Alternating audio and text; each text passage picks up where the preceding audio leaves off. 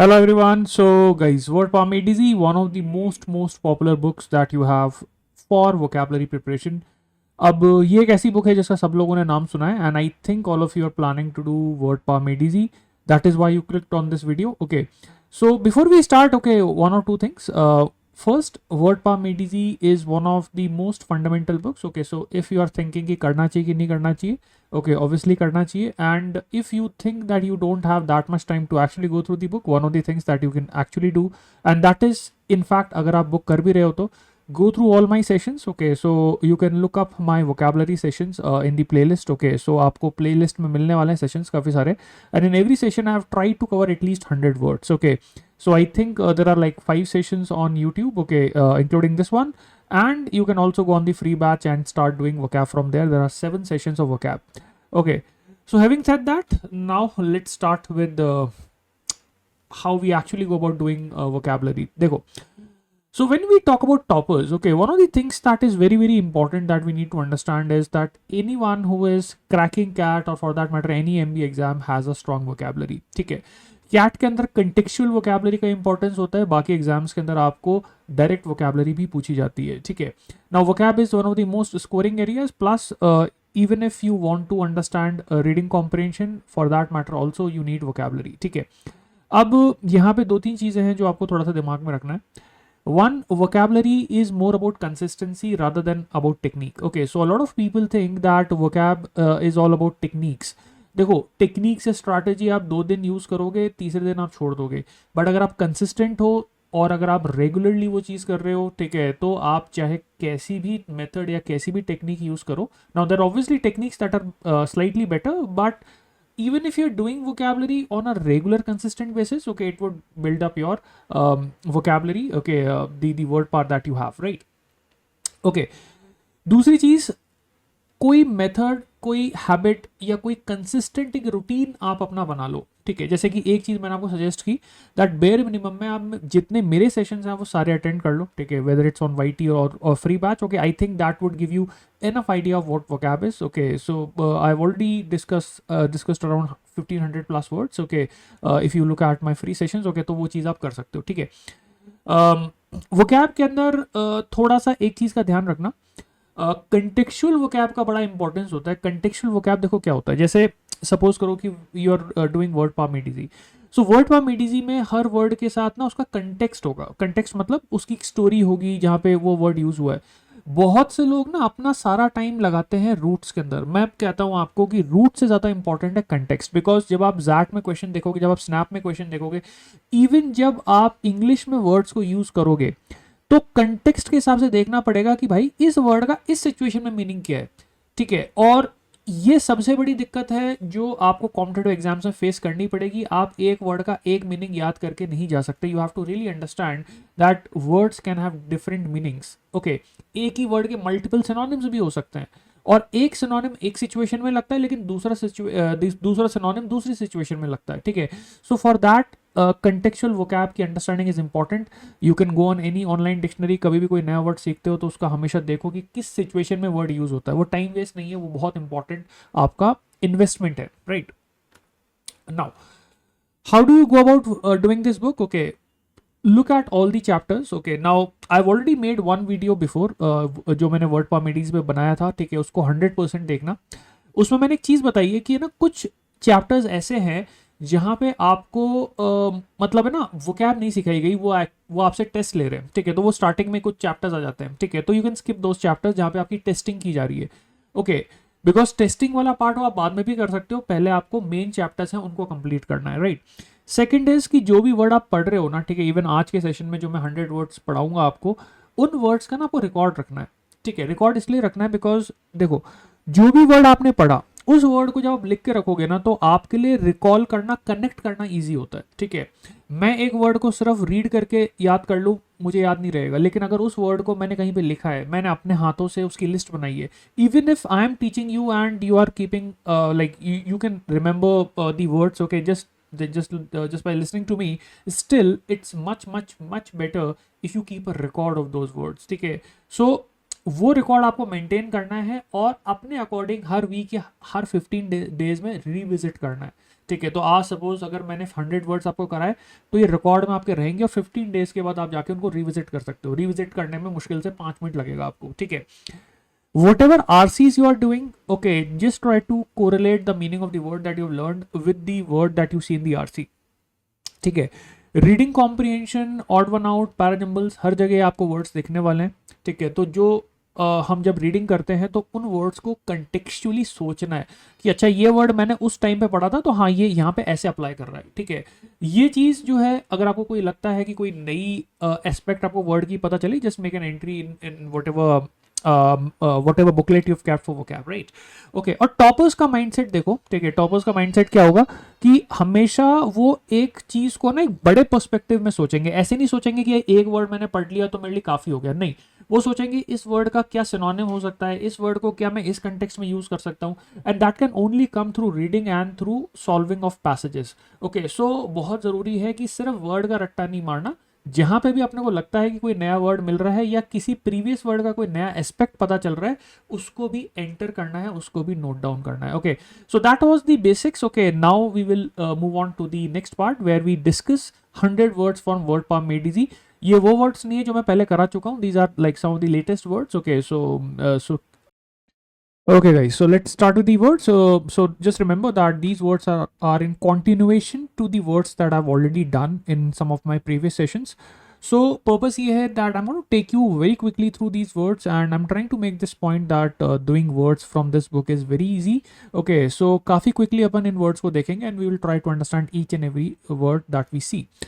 Okay, so first word देखते हैं। Okay, so the first word that we have is an internist. Okay, now internist पढ़ के ही पता चल रहा है, ठीक है, कि a doctor who looks inside your body, a person who understand the internals of a body. Okay, so what does it से?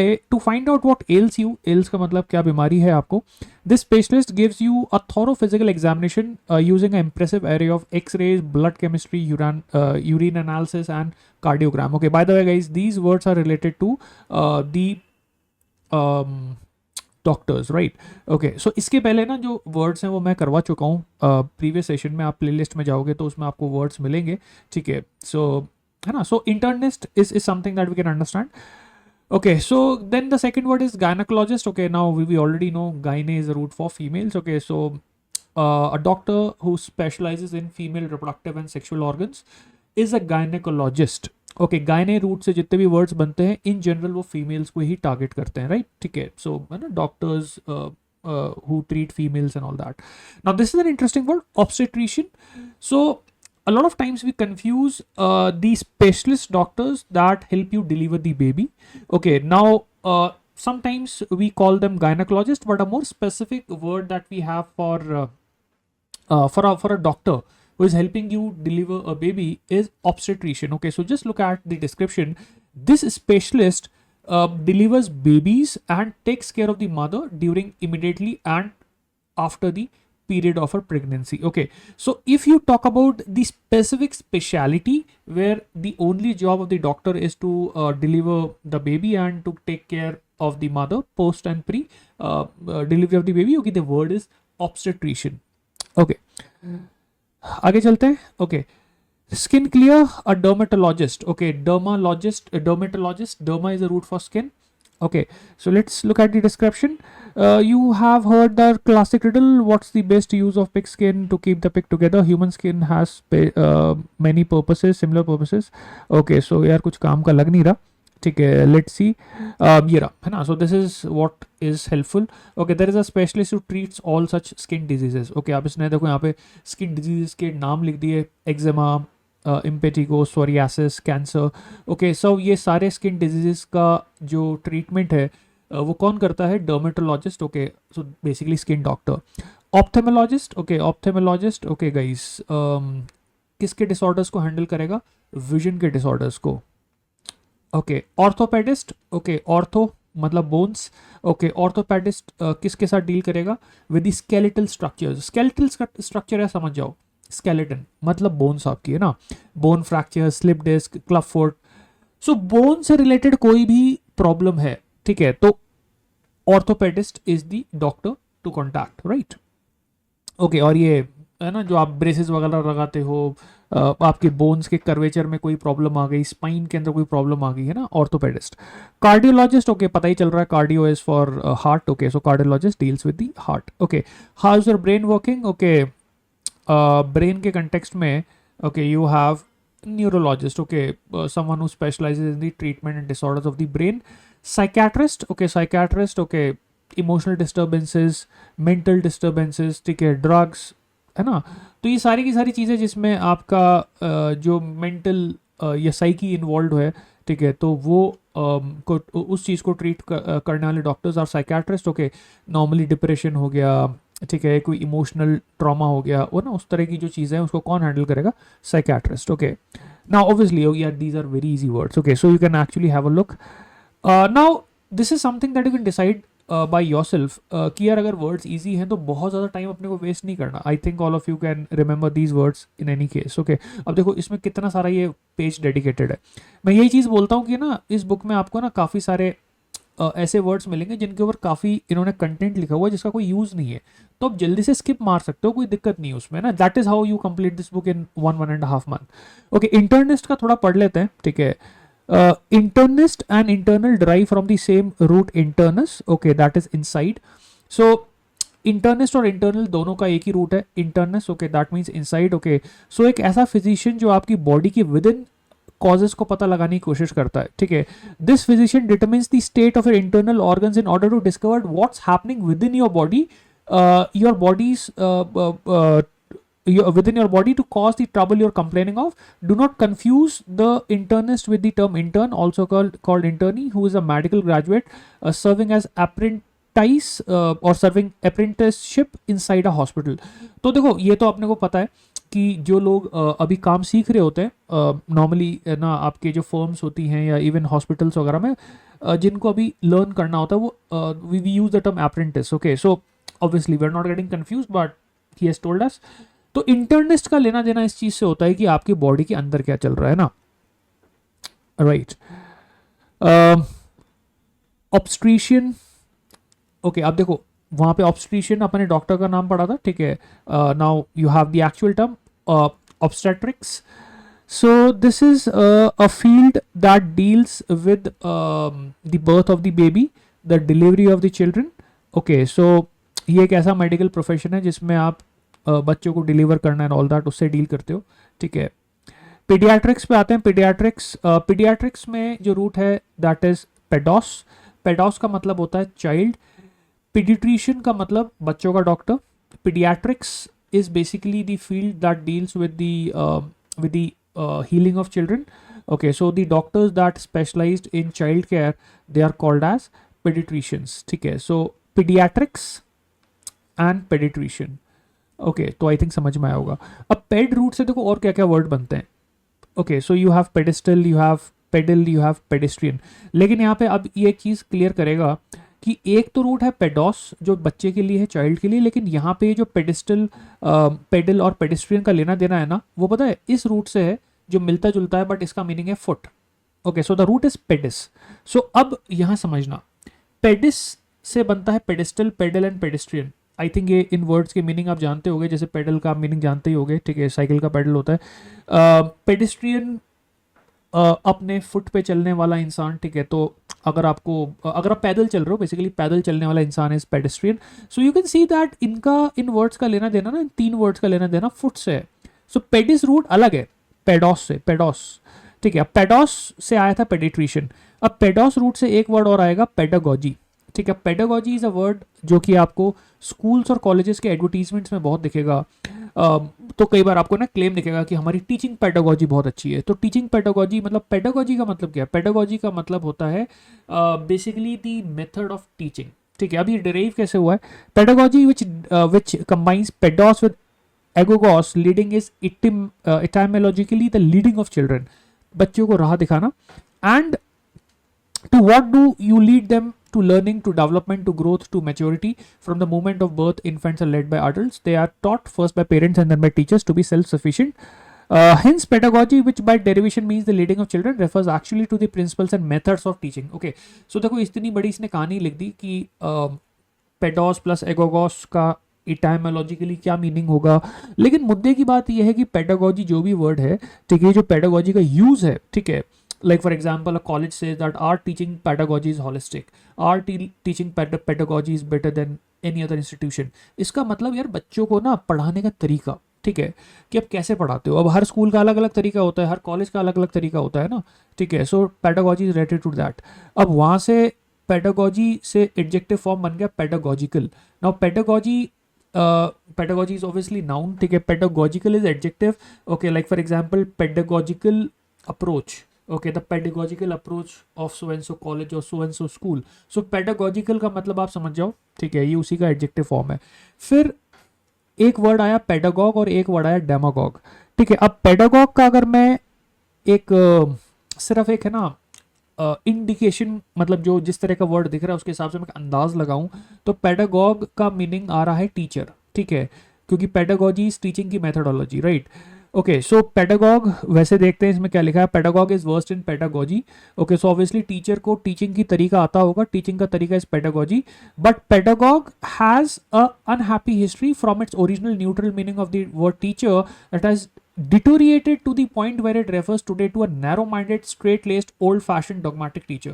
ओके, सो जिन लोगों ने थ्री इडियट्स देखी है तो उसमें जिस तरह का टीचर दिखाया गया था, जिसको वैसी डेफिनेशन चाहिए होती है जो बुक में लिखी है, कुछ भी आप अपने हिसाब से चेंज नहीं कर सकते, very strict, someone who follows the rote methodology, जैसी डेफिनेशन है वैसे ही बताओ, है ना, मतलब वो घिसी-पिटी अप्रोच वाला teacher. So narrow minded, conservative, पुरानी सोच वाला, ठीक है, स्ट्रेट लेस्ड, ओके, मतलब कुछ भी चेंज नहीं कर सकते, जैसा बता दिया वैसे ही करना है। Old fashion, dogmatic, okay, dogmatic का मीनिंग आई थिंक आप जानते होगे, डॉगमा वर्ड रूट से आता है, ठीक है, मतलब जो मैं कह रहा हूँ वही सही है। डॉगमेटिक वर्ड जो आजकल यूज होता है वो उस तरह के लोगों के लिए यूज होता है जिनकी मेंटालिटी रिजिड है, ठीक है, जिनकी मेंटालिटी फ्लेक्सिबल नहीं है, वो कुछ भी नया नहीं करना चाहेंगे। तो पेडागॉग गाइस, ये वर्ड वैसे तो टीचर के लिए यूज होता है, लेकिन अब जो इसका कनोटेशन है वो हो चुका है नेगेटिव। ओके, आई थिंक अभी समझ में आया होगा। डेमागॉग जो वर्ड है, ठीक है, डेमागॉग के साथ भी कुछ ऐसा ही हुआ है। अब डेमागॉग में एक रूट मुझे दिख रहा है डेमोस, डेमोस का मतलब होता है पीपल, लोग, लेकिन डेमागॉग का जो मीनिंग है वो लोगों का लीडर नहीं है। इस वर्ड का जो मीनिंग है ना वो भी डिटोरिएट हो गया है, वो भी चेंज हो गया है। डेमागॉग का आजकल मीनिंग आता है जिसको हम लोग हिंदी में बोलते हैं ना तानाशाह। ओके, ऐसे लोग जो लोगों को भड़काते हैं अपने फायदे के लिए, नॉट एग्जैक्टली तानाशाह। ओके, तानाशाह मतलब हिंदी में इसका आई थिंक कोई इक्विवेलेंट मुझे दिख नहीं रहा, बट डेमागॉग है ना एक ऐसा इंसान होता है जो अपने फायदे के लिए लोगों को कह सकते हो प्रोवोक करता है, ठीक है। Okay, so guys look at this definition, a politician who foments discontent among masses, rousing them to fever pitch by wild oratory in an attempt to be voted into office। okay, so you can imagine this like it है ना, जैसे अगर आपको कोई revolution कराना है तो कई लोग ऐसे होंगे जो उस रेवोल्यूशन को भड़काने के लिए लोगों को ऐसी बात बताएंगे, ठीक है, कि लोग उनकी बातों में आ जाएं और वो उनकी बात मान लें। मैं अगर आपको एक एग्जांपल दूं तो हिटलर जब तक पावर में नहीं आया था ना, ठीक है, तब तक वो डेमागॉग की कैटेगरी में आता था, because once he comes into power obviously he becomes a like despot और अथॉरिटेरियन रूलर, है ना, ठीक है, तो तानाशाह जिसको बोलते हैं। लेकिन उसके पहले की स्टेज जब आप लोगों को भड़का रहे हो ताकि पॉलिटिकल पावर आपके हाथों में आ जाए और लोगों के अंदर डिसकंटेंट को बढ़ाना, उनको ऐसी बातों में उलझाना जिससे भाई उनका जो माइंडसेट है वो उनको लगे कि भाई you are saying the right thing but you are actually just provoking them by good oratory और वाइल्ड ओरेटरी, है ना। सो हिटलर भी जब पावर में नहीं आया था तो वो भी इसी कैटेगरी में लाया करता था। ओके, तो ये सारे वर्ड्स हो गए। डर्मेटोलॉजिकल ये तो अपन ने कर ही लिया था, डर्मेटोलॉजी अपन ने कर लिया था। ये देख लेते हैं हाइपोडर्मिक, ठीक है। अब hypodermic is a type of needle that penetrates under the skin, है ना, क्योंकि यहाँ पे हाइपो आ रहा है और डर्मिक आ रहा है, ठीक है, तो hypo plus dermis. Okay, so under the skin penetrates under the epidermis, okay, is the outer most layer of skin, ठीक है। तो एपिडर्मिस जो होती है वो एपिडर्मिस आउटर लेयर होती है स्किन की, तो बस उस लेयर के नीचे अंडर द स्किन जाता है, मतलब ब्लड वेसल्स में नहीं जाता होगा, ठीक है। तो ऐसी नीडल जो जस्ट अंडर द स्किन जाती है that is your hypodermic. Taxidermist, taxidermy क्या है भाई? टैक्सीडर्मी है a business whose business is taxidermy prepare stuffs and mount skin of animals a pachyderm. Okay, अब जो ये जो वर्ड है ना पैकाइडर्म, ये बेसिकली एक ऐसा टर्म है जो हम लोग यूज़ करते हैं, बहुत है ना, थिक स्किन होती है जिन एनिमल्स की। ओके, तो जो थिक स्किन होती है एनिमल्स की, जैसे आपका एलिफेंट हो गया, हिपोपोटामस हो गया, राइनोसरस हो गया, तो उनकी जो स्किन होती है थिक वाली, उसको बोलते हैं हम पैकाइडर्म। ठीक है, डर्मेटाइटिस ये एक पॉपुलर वर्ड है। डर्मेटाइटिस बेसिकली एक बीमारी होती है आपकी स्किन की। ठीक है, so it refers to skin inflammation, skin infection, skin irritation. Okay, और ये ब्रॉड कैटेगरी है, मतलब डर्मेटाइटिस के भी अलग अलग टाइप्स हो सकते हैं, but it mostly refers to the idea that your skin is inflamed. ठीक है, इन्फ्लेमेशन का मीनिंग जानते हो आप, है ना, थोड़ा सा रेडिशनेस हो जाए, इरिटेशन हो जाए, इन्फेक्शन हो जाए, राइट। ओके ओके, सो टैक्सीडर्मी तो ये आई थिंक समझ में आ गया होगा, एक ऐसा एक ऐसा पर्सन, टैक्सीडर्मिस्ट उस पर्सन का नाम हो गया, टैक्सीडर्मी उसका बिजनेस का नाम हो गया। ठीक है, तो वो क्या करता है, वो एनिमल्स की स्किन के अंदर, है ना, स्टफिंग करता है और उनको प्रिपेयर करता है। लाइक आई थिंक ये पुराने ज़माने में होता होगा, जैसे ये देखा होगा ना आपने, जैसे बहुत सारे पुराने महलों वगैरह में वो डिस्प्ले करते थे एनिमल्स के अंदर वो कुछ स्टफिंग भर के, उनकी स्किन के अंदर स्टफिंग भर के, तो वो भी अपना आप में एक प्रोसेस होता होगा ना। So that is what it says. Okay, ophthalmologist. Okay, ophthalmologist, okay let's see.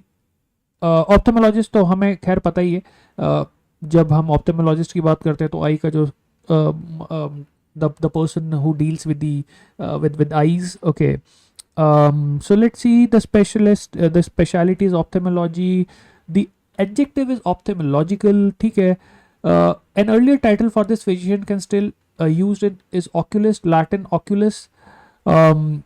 Okay, तो पहले जो आई के डॉक्टर होते होंगे उनको ऑक्यूलिस्ट बोलते होंगे। ठीक है, क्योंकि ऑक्यूलस आई के लिए वर्ड होता था। आजकल ऑप्थेमोलॉजिस्ट बोलते हैं आई के डॉक्टर्स को। ऑक्यूलर भी का मीनिंग भी आईज होता है। ठीक है, monocle is basically mono plus ocle, that means कि एक आंख का लेंस। ठीक है, वन आई का लेंस। ओके, ओल्ड मूवीज के अंदर जैसे दिखाते थे ना कि भाई उनके पास वो एक सिर्फ एक आईज के लिए लेंस होता है। ठीक है, फिर यहाँ पे बाइनोकुलर है। ठीक है, बाइनोकुलर से सब पता है, चल ही रहा है कि I think we all know binoculars. Okay, दो लेंसेज होते हैं दूर का देखने के लिए। Inoculate. Okay, inoculate. Okay, when you are inoculated against a disease and an eye puncture और hole is made in the skin through which serum is injected. Okay, अब इनोक्यूलेशन में क्या होता है, इनोक्यूलेशन में आप किसी भी सरफेस में ना एक छेद करके उसके अंदर सीरम या जो भी मेडिसिन है या जो भी आपका सैंपल है उसको इंट्रोड्यूस करते हो। अब इनोक्यूलेशन का एग्जैक्टली सिर्फ यूज़ आई से नहीं होता। आप में से जो बच्चे साइंस पढ़े हैं उनको पता होगा कि भाई किसी भी सरफेस के अंदर अगर मैं छेद करके कोई बैक्टीरियल सैंपल डालूं या इवन कोई डिजीज डालूं, है ना, ताकि वो ग्रो हो सके, so that I can actually observe it over a period of time, या अगर मुझे किसी पर्सन की स्किन में छेद करके कोई सीरम इंजेक्ट करना है, कोई दवाई इंजेक्ट करनी है, तो भी the word inoculate could be use. Inoculate में जो रेफरेंस है ना ऑक्यूलस का, वो सिर्फ इतना सा है कि आप आई जैसा एक पंचर, एक छोटा सा होल बनाते हो। तो अब देखो इससे पता चलता है कि why sometimes root method fails, क्योंकि अब इनोक्यूलस में वैसे ocular is a root for eye, but इसका जो यूज है वो किसी अलग तरीके से हो रहा है ना। ठीक है, ये अपने देख ही लिया था। ऑप्थेमोलॉजिस्ट पुराना नाम था ऑक्यूलिस्ट, ये लोग होते हैं जो आई के साथ डील करते हैं। ऑप्टोमेट्रिस्ट कौन होते हैं, ऑप्टोमेट्रिस्ट ओके बेसिकली जो ग्लासेस होते हैं, चश्मे। ठीक है, they are not physicians, they do not perform surgery और administer drugs, they measure vision और test for glaucoma and prescribe and fit glasses.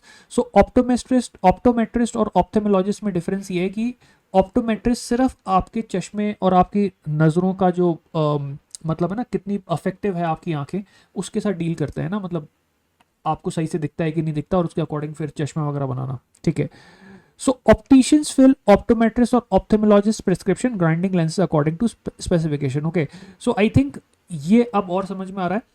देखो ये जो ऑप्टिशियंस होते हैं ना, ये एक्चुअली चश्मे बनाते हैं।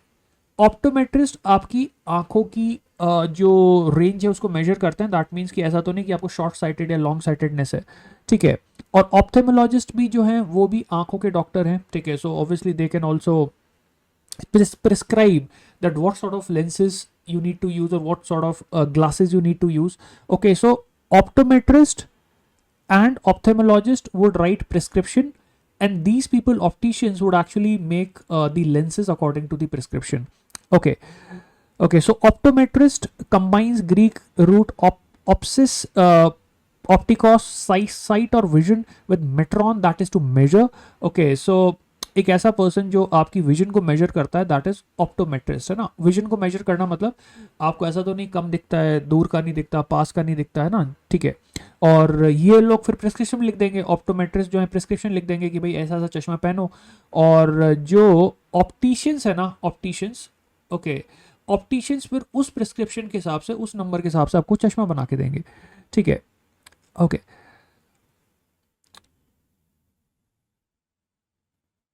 ओके, अब आई थिंक बाकी तो वर्ड्स आई थिंक समझ में आ ही रहे हैं. ओके, सो ये सारे वर्ड्स हो गए. तो कितने सारे वर्ड्स है? Internist, gynaecologist. ओके, ये सारे रूट्स आ गए. डेमोस, डर्मा, डर्मा मतलब स्किल, हाइपोस, ठीक है, हाइपोडर्मिक नीडल में जो अपन ने देखा था. Okay, under the skin, under the epidermis, right. Okay यार, इसमें देखो, अब इसको निकाल सकते हैं अपन, इसमें कोई दिखने वाली चीज़ नहीं है. अब है ना, पढ़ना ये सब पढ़ लिया अपन है, पेडागोजिकल, पेडागॉग, डेमागॉग, डेमागोगरी. इसको ना तुम चाहो तो कुछ टाइम बाद रिविजिट कर सकते हो. ठीक है, मतलब जैसे अभी इसमें 20-25 वर्ड्स जो भी हमने देखे. ठीक है, मतलब around a week, so that you can actually revise it. आगे बढ़ते हैं. ठीक है, अपन तो आगे चलते हैं, नेक्स्ट वाले वर्ड्स को टारगेट करते हैं. And okay, so we have orthopedist, ये पढ़ चुके हैं. ठीक है. Orthopedist, so called from Greek root ortho, straight or correct, and pedos, child. The orthopedist by etymology straightens children, in term coined in 1741 by the author of a textbook by prevention of childhood disease. At that time, the correction of spinal curvature in children was the main concern of practitioners of orthopedics. अभी orthopedics का ना ये बता रहा है कि ये word आया कैसे था. तो ऑर्थोपेडिक्स में यू कैन सी ऑर्थो और पेडिक, ये रूट आ रहा है, पेडोस रूट है बच्चों के लिए. तो पहले ना पुराने ज़माने में मेन कंसर्न यही होता होगा इनका कि बच्चों की जो स्पाइन के कर्वेचर की जो प्रॉब्लम होती है ना, उसको ये लोग सही करते होंगे. तो वहाँ से तो ये वर्ड आया. अब क्या ये वर्ड आज की डेट में भी ऐसे ही यूज़ होता है? Okay, today the speciality treats deformities, injuries and disease of the bones and joints of adults as well as children, of course by surgical procedures. Okay, now this is very interesting. देखो, ये word orthopaedist कैसे originate हुआ. इसका origination इस चीज़ से था कि ऐसे डॉक्टर्स जो बच्चों के स्पाइन के कर्वेचर को सही करते हैं, तो वहीं से पेडोस रूट और ऑर्थो रूट दोनों कंबाइन करके it became orthopedist, the people who deal with the curvature of the spine curvature of children. लेकिन आज की डेट में इसका यूज सिर्फ उस चीज़ तक लिमिटेड नहीं है.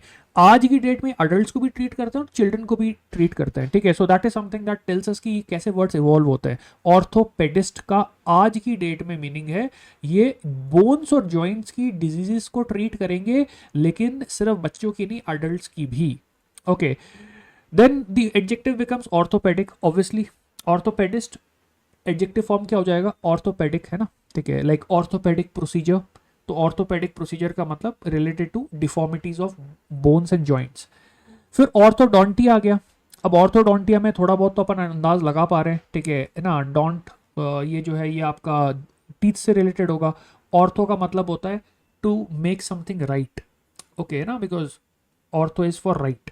Okay, so the straightening of teeth is built ortho plus dontos. Okay, so orthodontist improves the bite, retracting the buck teeth, and by mean braces and other techniques, so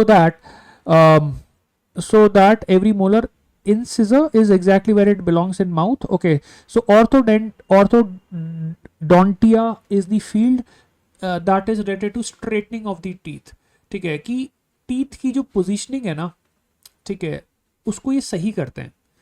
कई बार teeth टेढ़े मेढ़े हो जाते हैं. ठीक है, आजकल है ना, एक नए तरह के और प्रोसीजर्स आ गए हैं, अलग तरह के डिवाइसेस आ गए, तो टीथ को स्ट्रेटन करना पड़ता है.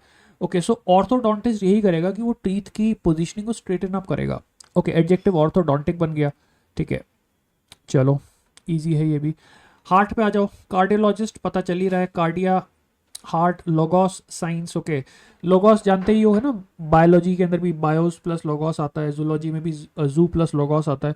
तो कार्डियोलॉजिस्ट क्या करेगा? ये हार्ट का डॉक्टर है. ठीक है, the study of heart. Cardiology, cardiological समझ में आ ही रहा है. कार्डियोग्राम क्या चीज़ है? कार्डियोग्राम इज बेसिकली एक ऐसा इंस्ट्रूमेंट जो आपके इलेक्ट्रिकल पल्स को, इलेक्ट्रिकल जो आपके एक्टिविटी होती है हार्ट की, उसको ट्रैक करता है. Okay, it's an electrically produced record of heart beat. That instrument that produces record is called as cardiograph.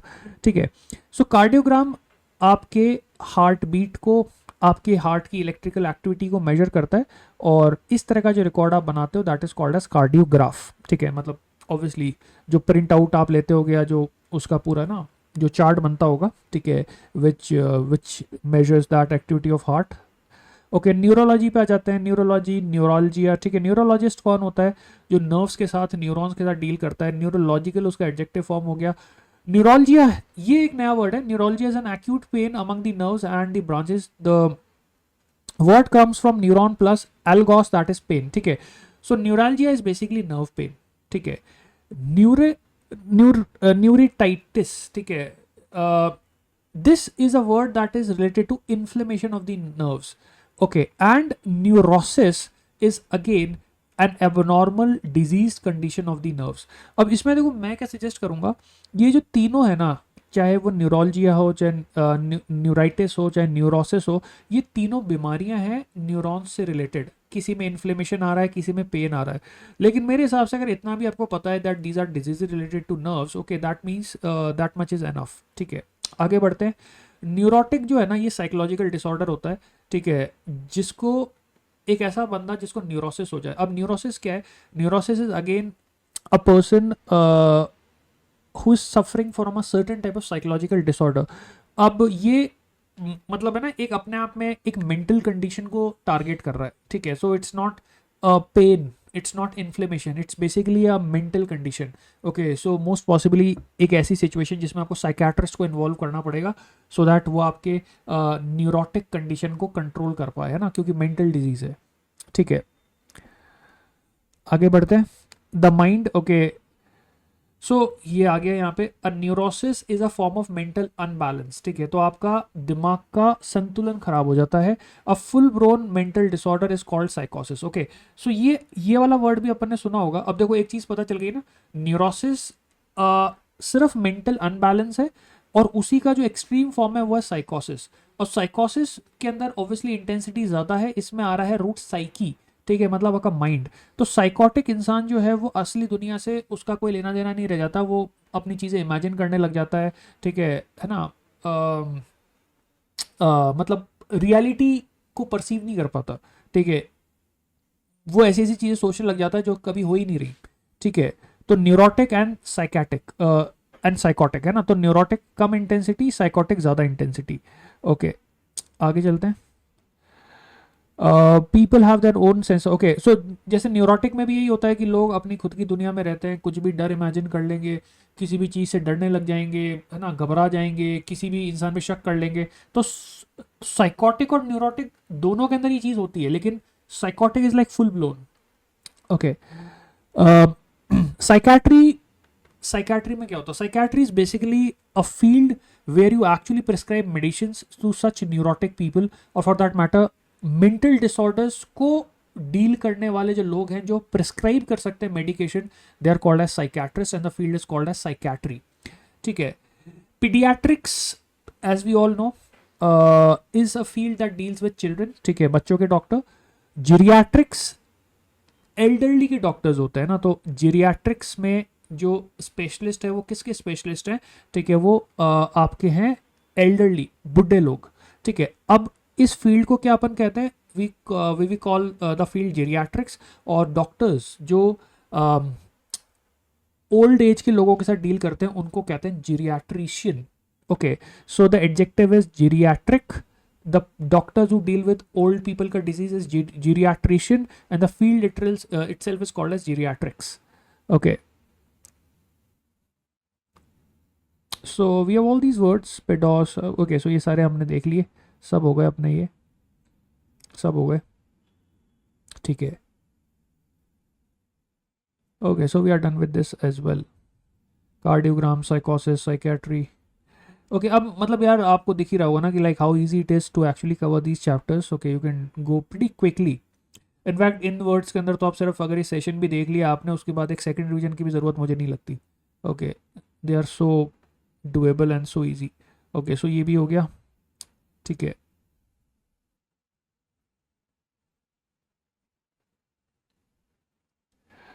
Okay, random notes on modern usages. Okay, let's see, let's सी।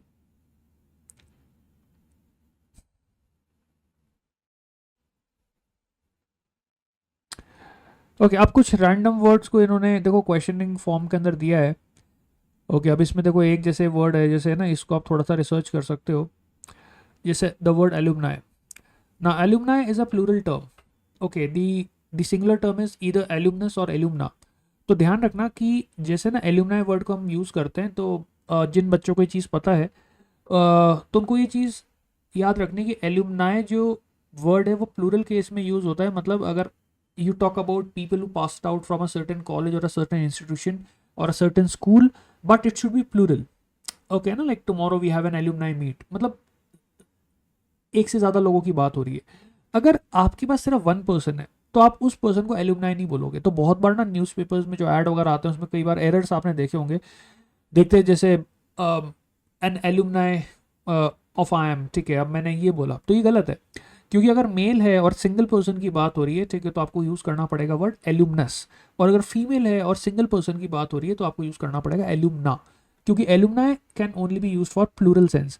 अब यहाँ पे ना देखो एक चीज़ देखना, जैसे अभी ये पूरा इन्होंने एक चैप्टर बना रखा है, लेकिन ना मेरे को जो चीज़ यहाँ पे नोटिस करनी है वो ये नोटिस करनी है कि इनमें से कोई ऐसा वर्ड है क्या जो मेरे काम का है। बिकॉज इटैलिक्स में इन लोगों ने ना वर्ड्स को दे रखा है, ठीक है। Now you can decide it according to the level of knowledge you have. Okay, अगर आपको लगता है कि कुछ पढ़ना चाहिए तो आप पढ़ सकते हो, ठीक है, नहीं लगता तो then in that case you can move on, right.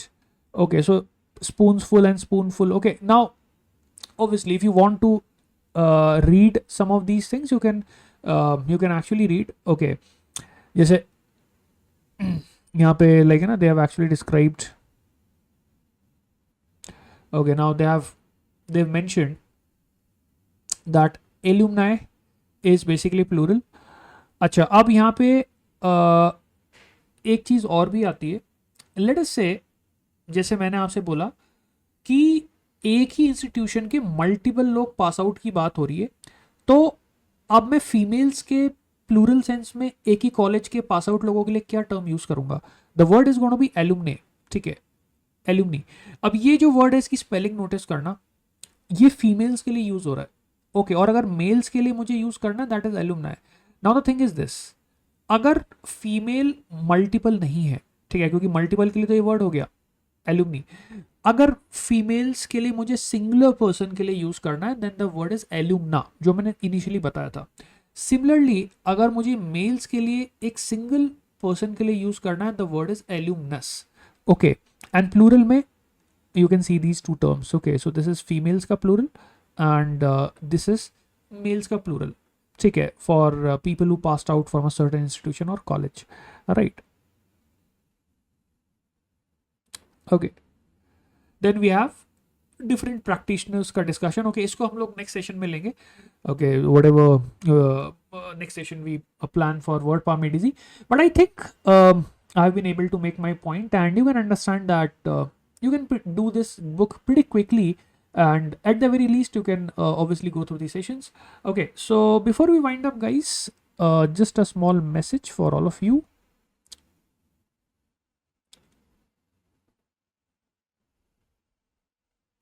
Okay, so as you all know we are running this apex batch, तो आप इसको चेकआउट कर सकते हो, ठीक है, 5th of May से स्टार्ट हुआ था, ठीक है, so we have had some classes, you can check this out and you can also check out my batch, okay, that is for vocabulary, that is for not vocabulary, okay, that is for the entire cat and omats, ठीक है।